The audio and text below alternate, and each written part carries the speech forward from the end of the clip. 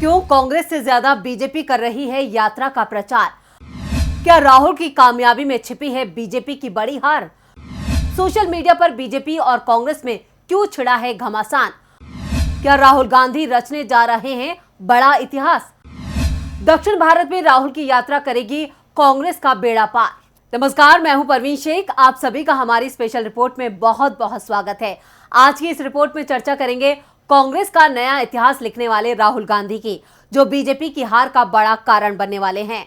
राहुल की कामयाबी में छिपी है बीजेपी की हार, तो कैसे 2024 में हारेगी बीजेपी, चलिए हम आपको बताते हैं। कांग्रेस के पूर्व राष्ट्रीय अध्यक्ष राहुल गांधी की अगुवाई में पार्टी की भारत जोड़ो यात्रा जारी है। करीब 150 दिनों तक चलने वाली इस यात्रा ने एक हफ्ता पूरा कर लिया है। अपनी 7 दिन की यात्रा में राहुल ने बता दिया है कि उनकी ये यात्रा कामयाब है। 7 सितंबर से शुरू हुई राहुल गांधी की भारत जोड़ो यात्रा में भीड़ लगातार बढ़ती जा रही है। राहुल की यात्रा में जुट रही भीड़ से लगता है बीजेपी डर गई है, क्योंकि पहले तमिलनाडु और फिर केरल में जिस तरह से लोग राहुल गांधी के साथ आ रहे हैं, ऐसे में बीजेपी को डर है कहीं कर्नाटक और उसके बाद महाराष्ट्र में भी समर्थन मिला तो बीजेपी की परेशानी बढ़ जाएगी। राहुल और उनकी यात्रा पर हमला करते करते बीजेपी के नेता चाहे अनचाहे इस यात्रा का प्रचार ही कर रहे हैं, जो राहुल गांधी की यात्रा को और सुर्खियों में ला रहा है।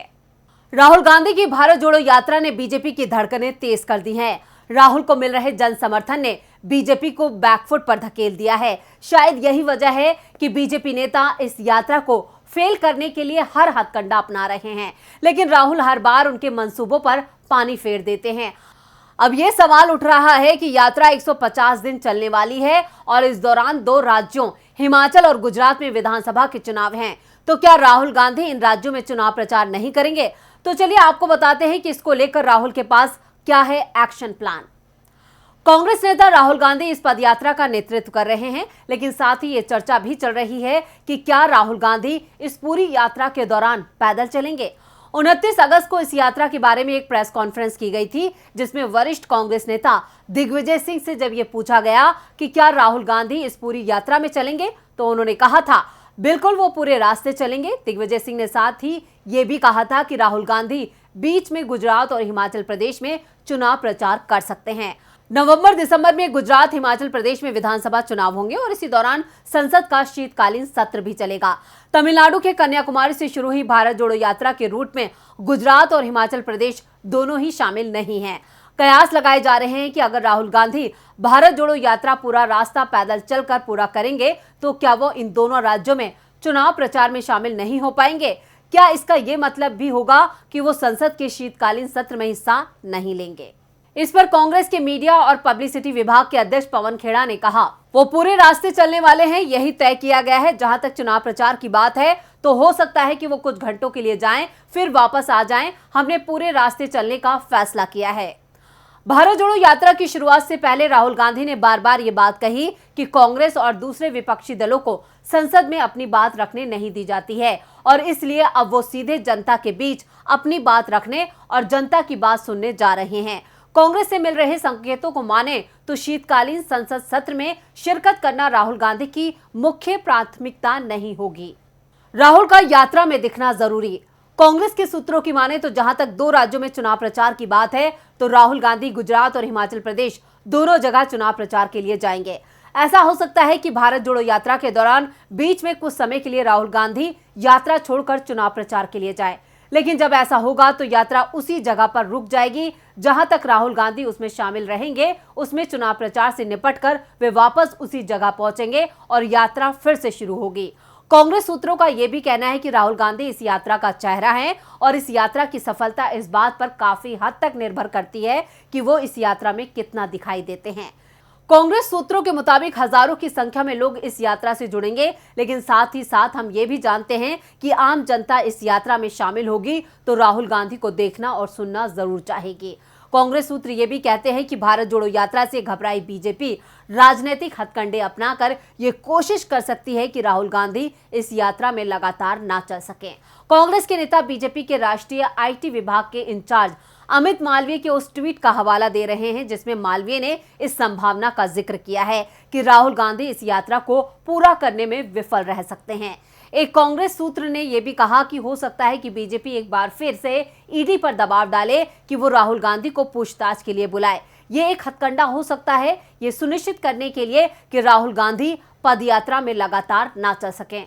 जून के महीने में एनफोर्समेंट डायरेक्टरेट ने नेशनल हेराल्ड मामले में राहुल गांधी से करीब 50 घंटे तक पूछताछ की थी।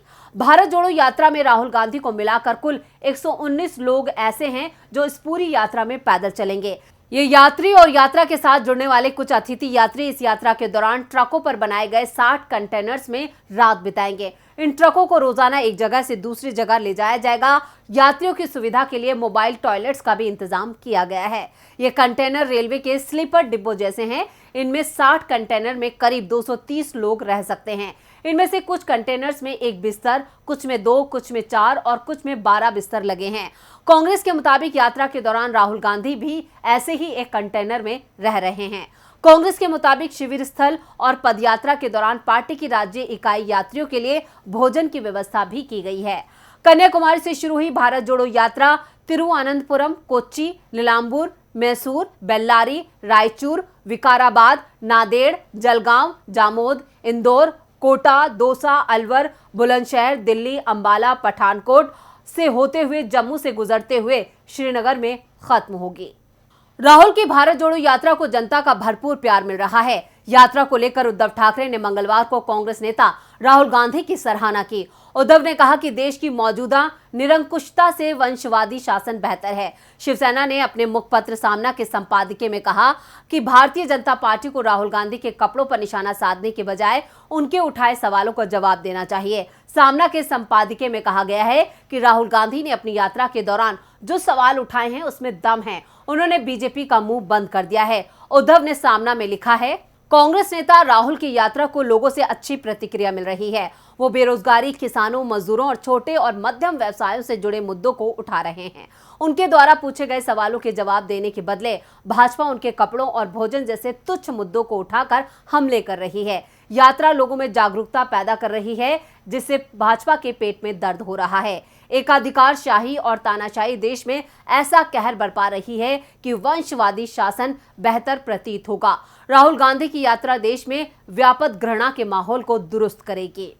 राहुल की यात्रा जैसे जैसे आगे बढ़ रही है, उससे लोग भी जुड़ते जा रहे हैं। राहुल की यात्रा में जुड़ रही भीड़ ने बता दिया है कि राहुल अपने मकसद में कामयाब हो रहे हैं, जो बीजेपी को ठिकाने लगाने के लिए काफी है।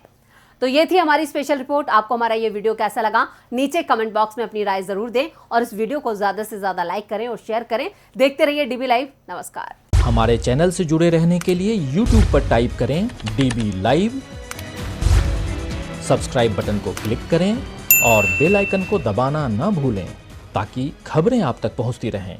देखते रहिए डीबी लाइव, क्योंकि यहाँ हैं खबरें लगातार।